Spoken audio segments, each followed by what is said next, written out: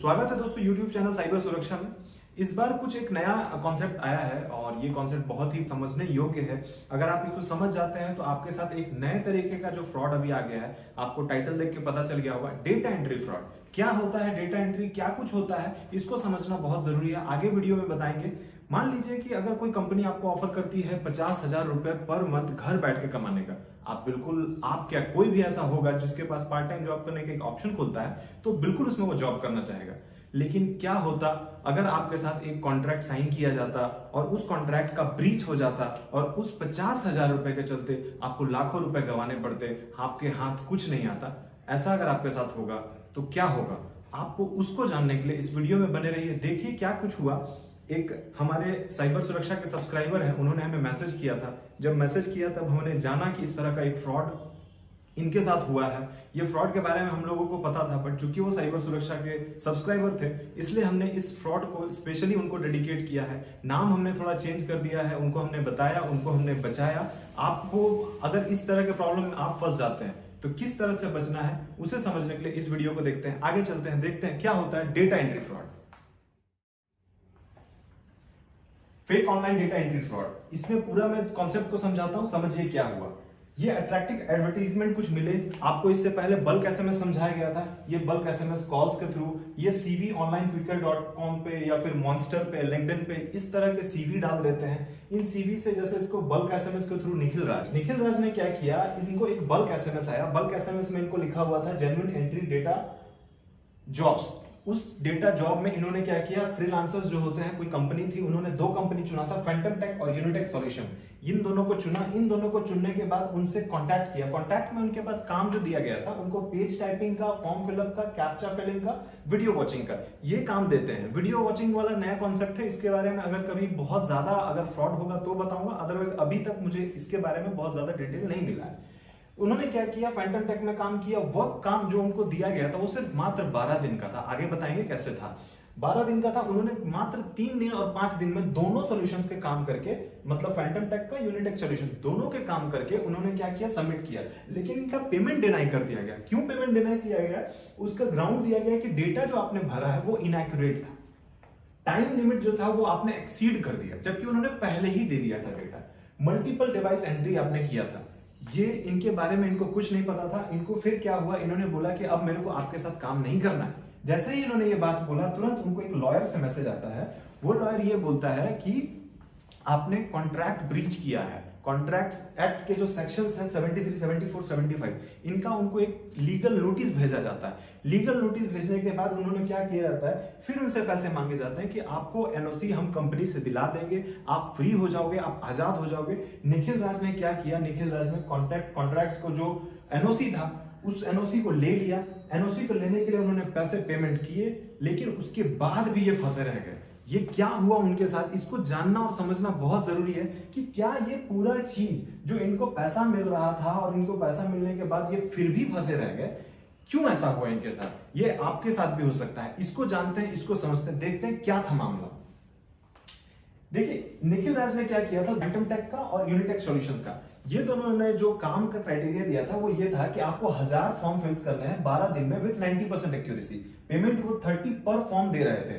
तो निखिल राज को लगा ये तो बहुत आसान काम है। उन्होंने क्या किया, इस आसान काम को देखते हुए उन्होंने ये नहीं देखा कि ये आसान काम हम कर पाएंगे नहीं कर पाएंगे, उन्होंने दूसरा काम भी ले लिया। उनको लगा कि हम ज्यादा पैसा कमाने का और घर बैठे पैसा कमाने का एक बहुत अच्छा ऑप्शन है। उन्होंने क्या किया, फिर एक यूनिटेक सॉल्यूशन के पास गया।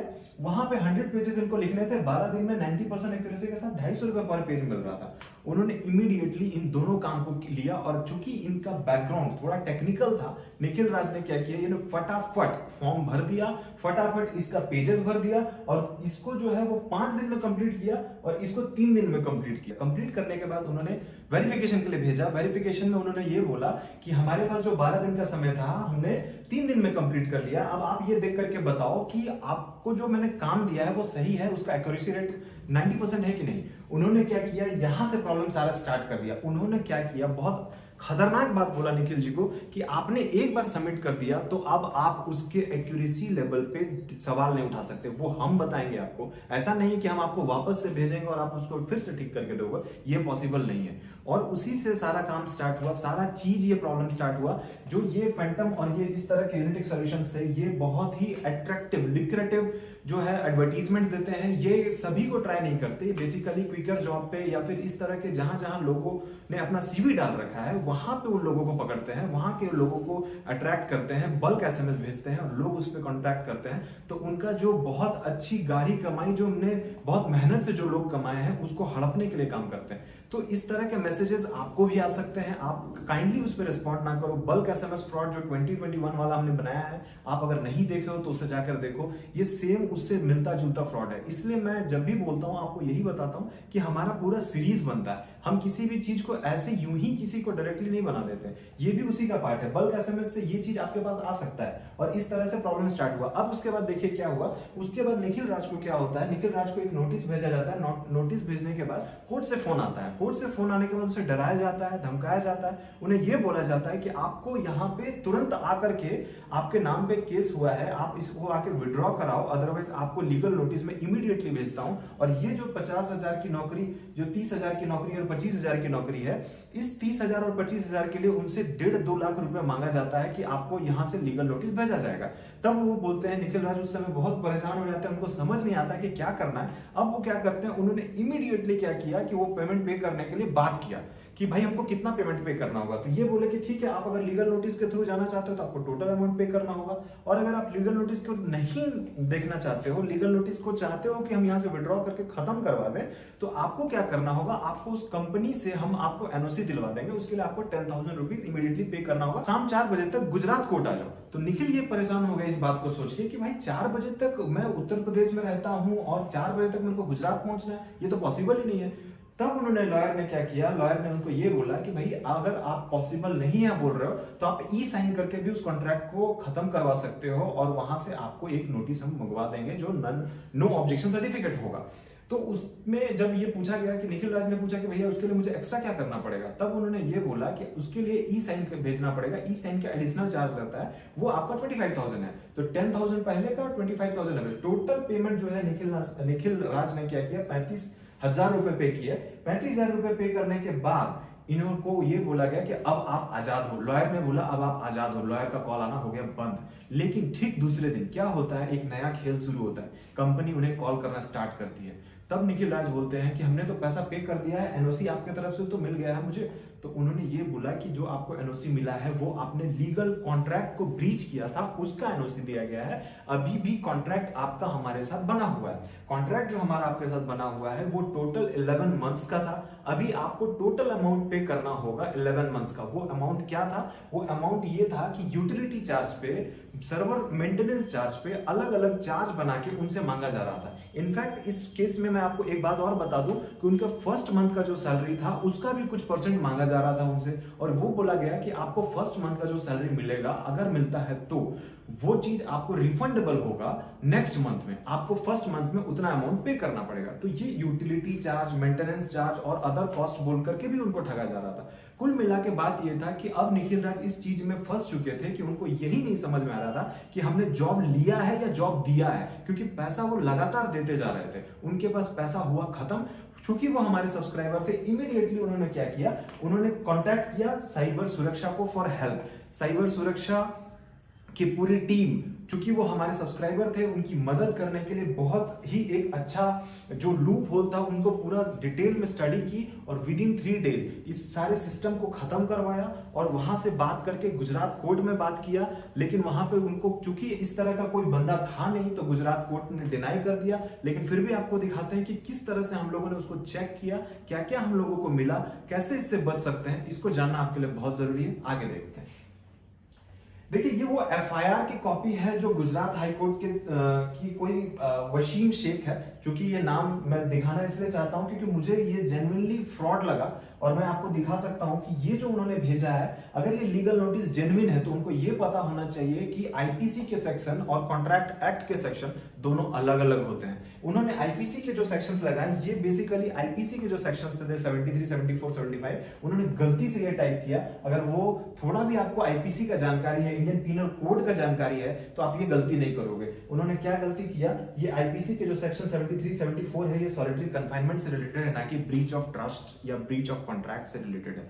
उन्होंने क्या किया, ब्रीच ऑफ कॉन्ट्रैक्ट का पार्ट को भेजा आईपीसी के सेक्शन में। पहली गलती साइबर सुरक्षा ने पकड़ा। उसके बाद देखिए हमने और क्या खोजा, ये पूरा अग्रीमेंट था। ये वो बंदे हैं, चूंकि मैं इनका नाम नहीं दिखाना चाहता था, मैंने चेंज कर दिया है।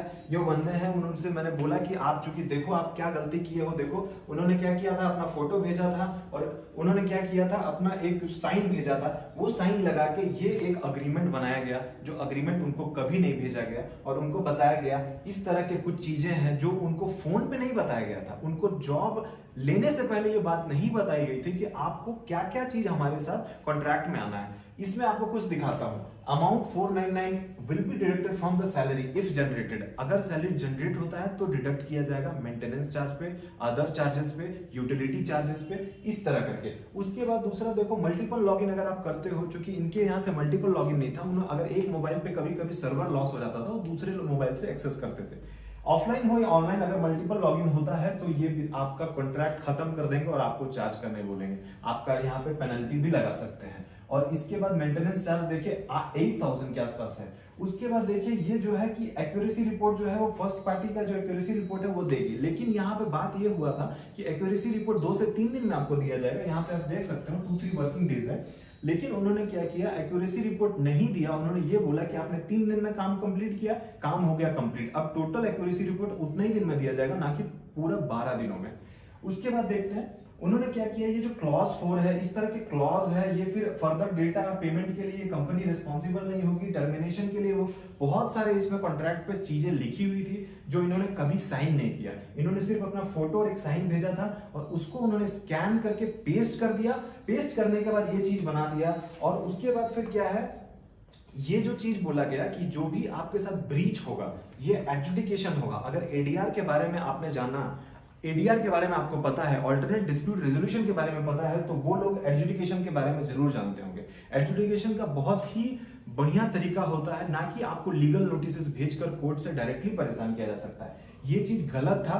तब साइबर सुरक्षा ने उनको ये चीज बताया कि ये क्या क्या गलत है। उनसे फिर वापस से उनमें हरासमेंट के चार्जेस लगवाए और कंपनी किस तरह से रिस्पॉन्सिबल है उसको मैं आकर दिखाता हूं।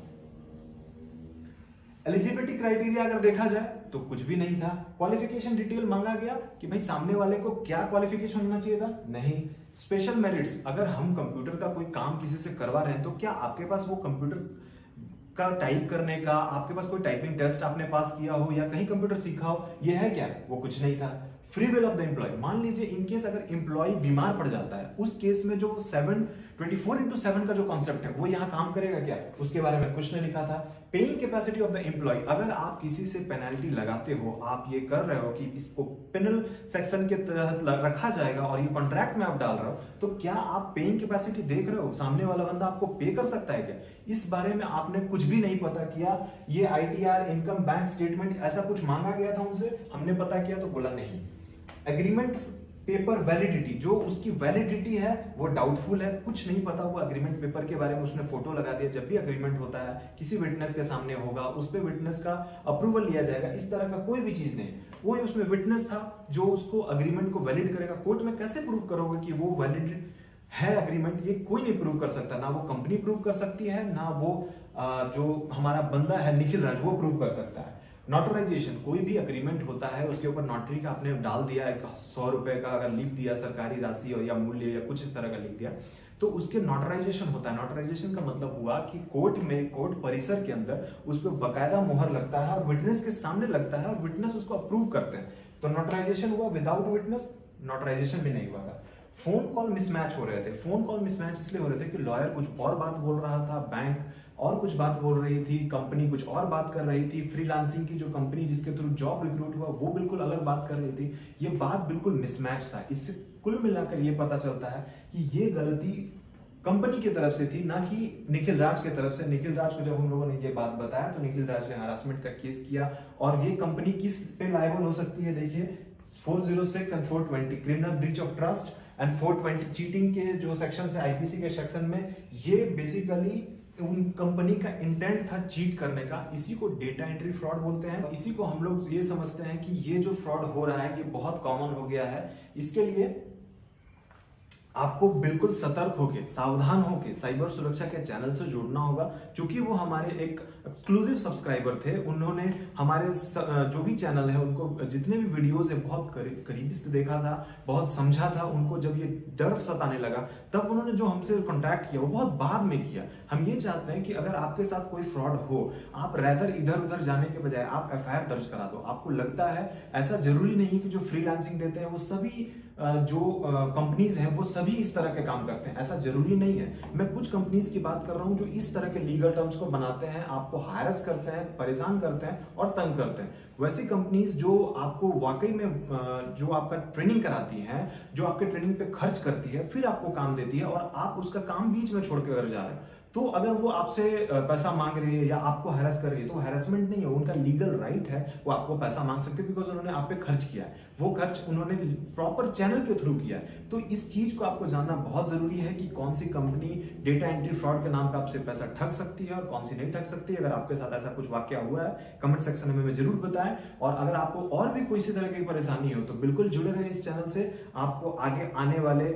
जितने भी वीडियोस होंगे, बहुत अच्छे अच्छे वीडियोस जो बहुत टेक्निकली, बहुत ज्यादा लोगों को समझाने का एक होता है ना कि मतलब पूरे दिमाग में कुछ टेक्निकल समझ में नहीं आ रहा, वो काम हम नहीं करते। हम चाहते हैं कि हमारे हर एक आम जनता को, हर एक आम नागरिक को झारखंड पुलिस के पूरे महकमे की तरफ से ये चीज समझ में आ जाए कि किस तरह से फ्रॉड किया जाता है। आपको लालच का शिकार नहीं होना है, आपको कोई काम जल्दीबाजी हड़बड़ी में नहीं करना है। निखिल राज को भी जो पेमेंट मिल रहा था, निखिल राज को लगा कि ये पेमेंट बहुत ज्यादा है, 90% एक्यूरेसी। जो बंदा 90% एक्यूरेसी वाले बात को अगर ध्यान दिया, वो एक्स्ट्रा ऑर्डिनरी आदमी था। हमने निखिल राज से पूछा क्या आप 90% वाली उस बात को ध्यान दिया, तो उन्होंने बोला कि 19% एक्यूरेसी मुझे पता था बिकॉज मैं टेक्निकली बहुत साउंड हूं। उन्होंने ये बात बिल्कुल एक्सेप्ट किया। अगर आपको भी 90% वाली बात, हम लोग नॉर्मली क्या करते हैं कि हम लोग पेमेंट को जोड़ के देखते हैं डेज से और वर्क से। नॉर्मल मेंटालिटी यही होता है कि हमको 30,000 पेज लिखना है, 10 दिन में लिखना है, तो हम तुरंत आराम से लिख देंगे। तो ये नॉर्मल मेंटालिटी, लेकिन 90% एक्यूरेसी भी तो चाहिए। ये बात निखिल राज ने बिल्कुल ध्यान दिया था। वो एक्स्ट्रा ऑर्डिनरी मेंटालिटी के थे। अगर आपने ध्यान दिया तो आप भी एक्स्ट्रा ऑर्डिनरी मेंटालिटी के हो। लेकिन यहाँ कंपनी का बेसिक काम ठगना था, काम कराना तो सिर्फ एक बहाना था। इस तरह का फ्रॉड से बचे, जागरूक बने और अपने पैसों की रक्षा स्वयं करें। जय हिंद, जय भारत।